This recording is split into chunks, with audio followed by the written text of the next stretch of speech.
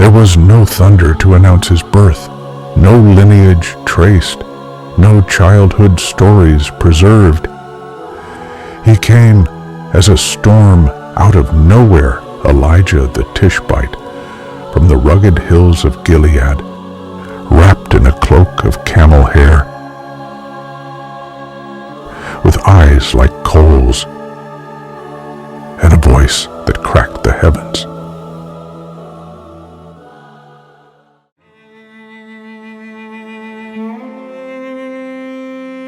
The sun baked the earth, but not with kindness.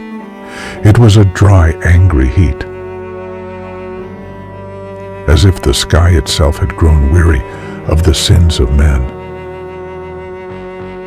The hills of Samaria were silent. Even the birds seemed to have fled. Israel, once the pride of the nations, had fallen, not to foreign swords, but to foreign gods. The golden days of David and Solomon were long gone, buried under layers of compromise and corruption. In the palace of Samaria, King Ahab sat on the throne, his face painted with arrogance. Around him, incense burned not to Yahweh, the God of his ancestors, but to Baal, the storm god of the Sidonians, Jezebel's god. Queen Jezebel, daughter of a pagan king and priestess of Baal, ruled beside him, not behind, but beside, commanding prophets, silencing Yahweh's priests, and filling the land with idols. High places had risen on every hilltop. Sacred poles stood where altars once burned to the God of Abraham. A rumble stirred the desert wind. From the wilderness of Gilead, across the Jordan, came a man clothed in rough camel's hair, with a leather belt and skin weathered like ancient stone. His name was Elijah, which meant, "My God is Yahweh." He did not ask for an audience. He did not bow before the king. He walked into the court of Ahab unannounced, eyes burning with the fire of divine wrath. Guards hesitated.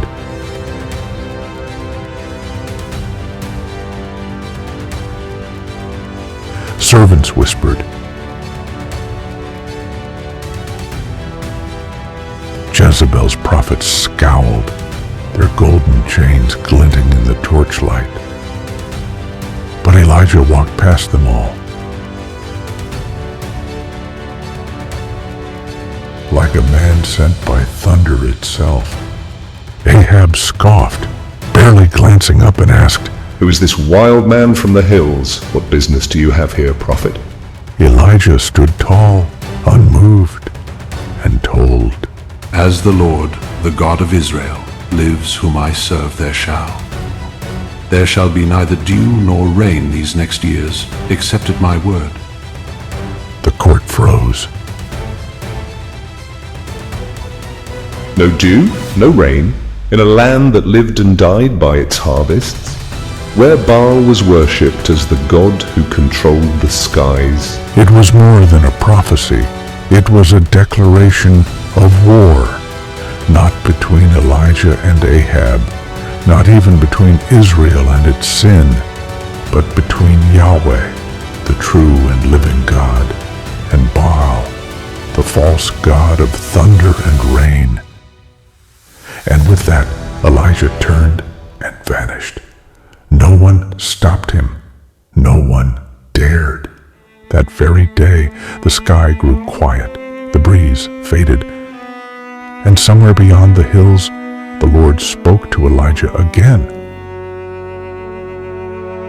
"Leave here, turn eastward and hide in the Cherith ravine east of the Jordan. You will drink from the brook, and I have ordered the ravens to feed you there." war had begun, not with armies, but with a single voice, a voice that carried the weight of heaven. And in the silence that followed, the land began to dry.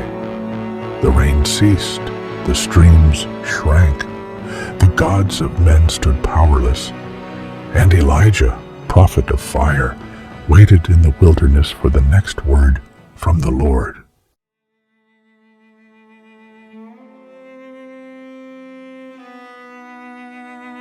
The sun beat down over the land of Israel like an iron furnace. The curse Elijah had spoken was no empty threat. Crops withered. Rivers thinned to rivulets. Cattle collapsed. And fear crept into every village like a shadow that would not lift. But far from the throne rooms and idols in the silence of the wilderness, God had hidden his prophet deep within the Chariot ravine, a narrow gorge carved by time and storm. Elijah made his shelter among the rocks, alone, with only the rustling leaves and whispering wind for company. He waited. Each morning and evening, ravens unclean by law, yet obedient by command, came to him.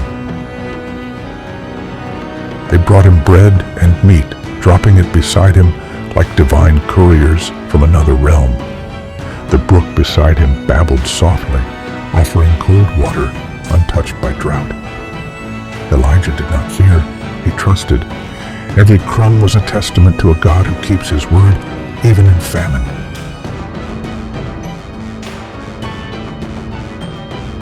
But as weeks passed, the brook's laughter faded.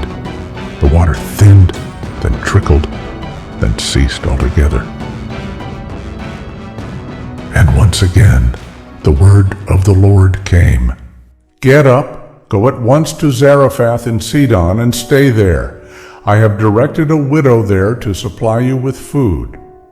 Zarephath, Sidon, the heart of Baal's country, Jezebel's homeland, a place where Yahweh's name was whispered, if spoken at all. Yet Elijah went. He crossed scorched fields and dusty roads until the walls of Zarephath rose before him. The air reeked of hunger and hopelessness, and there, just outside the city, he saw her, a woman, thin, hollow-eyed, kneeling to gather sticks, her hands trembling with weariness. A child stood nearby, frail and silent.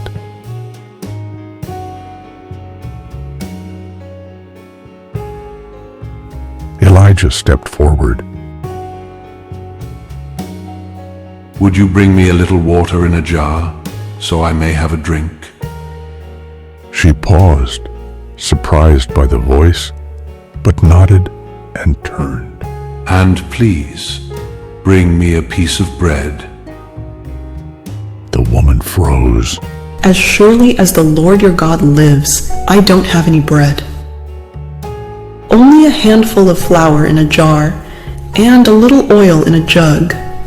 I'm gathering a few sticks to take home and make a meal for myself and my son, that we may eat it and die. Elijah's heart stirred with compassion, but his voice remained steady, filled with a faith she had never seen before. Don't be afraid. Go home and do as you've said. But first, make a small loaf of bread for me from what you have and bring it to me. Then make something for yourself and your son. She stared at him, stunned. For this is what the Lord, the God of Israel, says. The jar of flour will not be used up, and the jug of oil will not run dry, until the day the Lord sends rain on the land.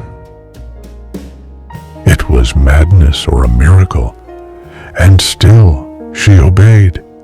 In trembling faith, she baked the bread.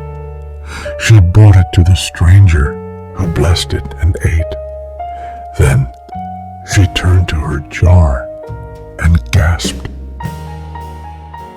The flour was still there.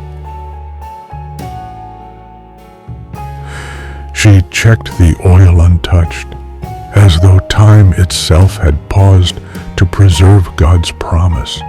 Day after day, the miracle continued. The flour did not run out. The oil never dried. The woman, her son, and Elijah lived sustained by the invisible hand of the living God.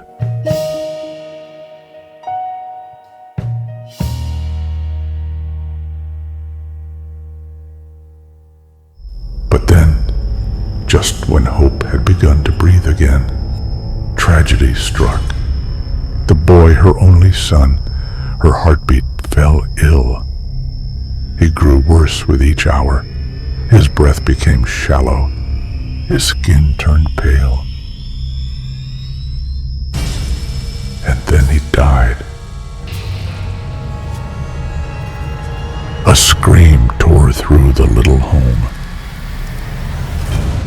The woman turned on Elijah, her face twisted with rage and sorrow. What do you have against me, man of God? Did you come to remind me of my sin and kill my son? Elijah's heart broke. He said nothing. He only gathered the limp, lifeless body into his arms and climbed the stairs to the upper room where he stayed. He laid the boy on his bed.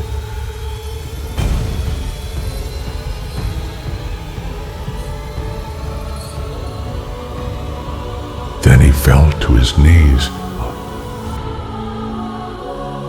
Lord my God, have you brought tragedy even on this widow I am staying with by causing her son to Die. Then Elijah stretched himself over the child. Once, twice, 3 times, pleading with heaven.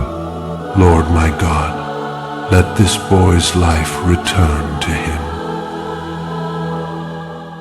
Silence. Then the boy breathed. His chest rose. Life had returned. Elijah lifted him gently, his eyes filled with tears of joy, and descended the stair.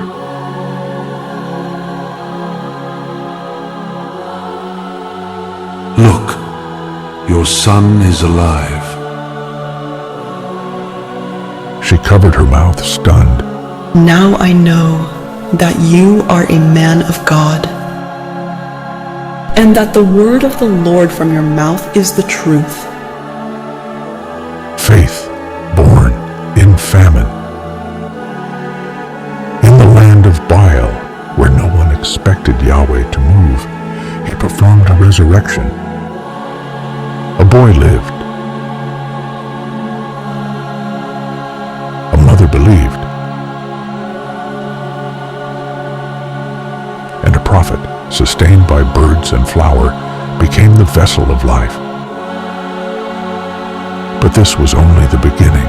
The fire was still coming. The storm was yet to rise. And Elijah's journey was far from over.